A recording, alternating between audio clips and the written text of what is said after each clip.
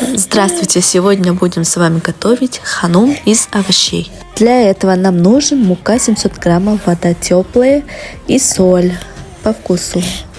Тесто должно быть твердым, не липкой и не мягкой. Смотрите, чтобы он не был слишком твердым. Для начинки нам нужен картошка, морковь, лук, свекла, тыква и капуста. Картошку режем кубиками, свеклу и морковь на терке. Остальные овощи кубиками. Добавляем 100 грамм подсолнечного масла, соль и перец.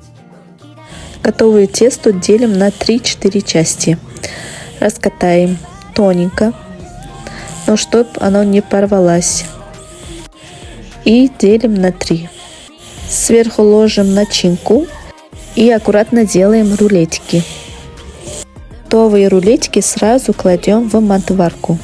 Ждем 40 минут и готово. Смотрите, какие они аппетитные, вкусные. Запах прям классный. Аж хочется сразу сесть. Спасибо всем за просмотр.